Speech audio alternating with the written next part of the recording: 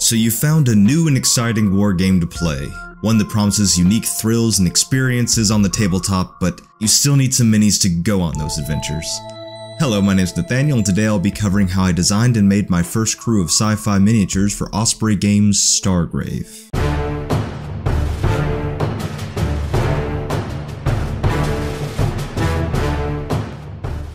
Stargrave is a miniatures agnostic skirmish game, which makes it perfect for projects like this.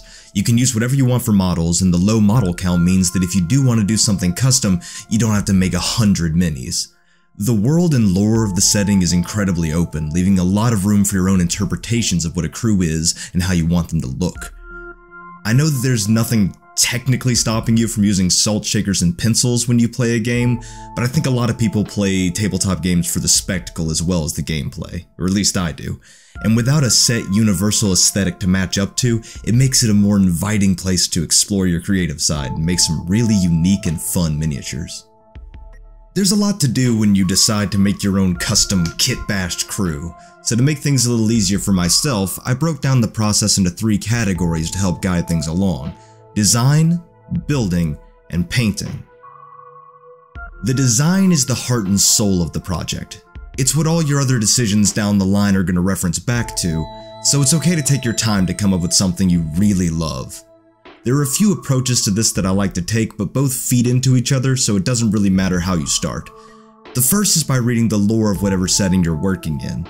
Leaf through that core book you have lying around and see if anything really stands out to you. Maybe there's a character or a faction that really calls out to you, or a location that you want to design what kind of people would come from there. That's a great starting point.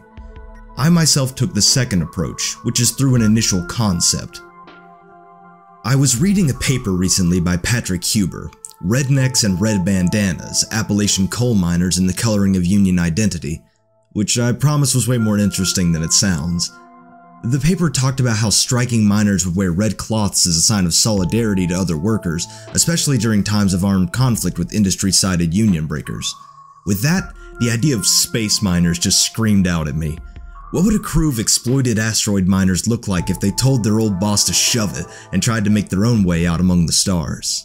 With that, I needed some basic guiding principles to help make design decisions. I wanted a gritty and improvised ragtag band that called back to their old mining occupation, and with that in mind I went looking for the pieces to the puzzle.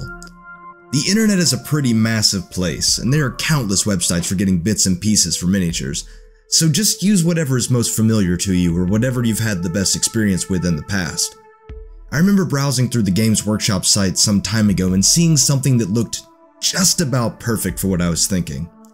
The Orlocks from Necromunda had that rough and ready aesthetic that I wanted, but not much about those minis screamed minor. That's where the Gene Stealer cult kits from 40K stepped in. The equipment on those models are perfect for this project and would really sell the concept. I would have to get rid of some of the more culty elements, but it'd be a great base to build from. I knew I wanted to have some women in my mining crew, as space exploitation is always equal opportunity, but my first instinct was a bit prohibitive. Out of stock and then out of my price range. A plastic kit for the Orlocks came to the rescue in the end though, and after some eBay scrounging I managed to get everything I wanted at a pretty reasonable price. Now on to the build. I looked through my newly acquired sprue hoard and looked for the things that I just needed to have because of how cool they were. I wanted what looked like some old uniforms that had been repurposed for the crew's new goals, and it took a couple of tries, but eventually I found a formula I really liked. Bodies from the Gene Stealers, legs from the Orlocks. After roughly smashing everything together and using some handy-dandy green stuff, I managed to get a pretty nice collection of bodies to start building from. I fiddled with the weapons, making sure to use as much of those mining pieces as I could, and got the group looking formidable.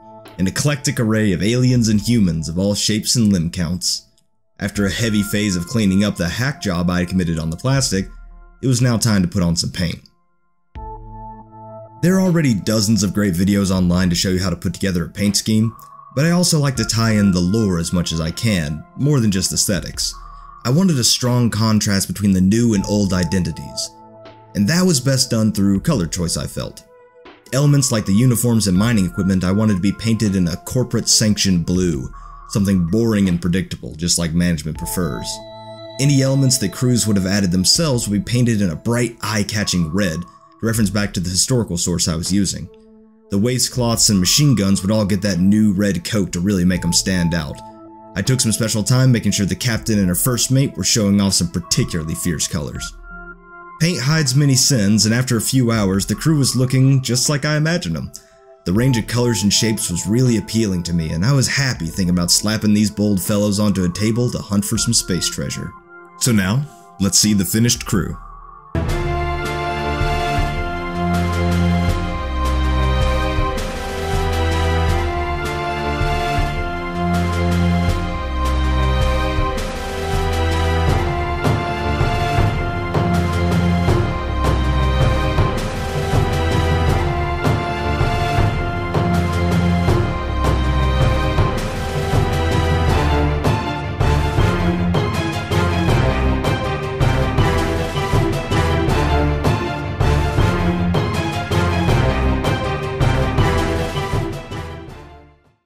This project was a lot of work, but honestly quite a bit of fun, and I've already got a few more ideas for some cool squads to make. I hope you do too.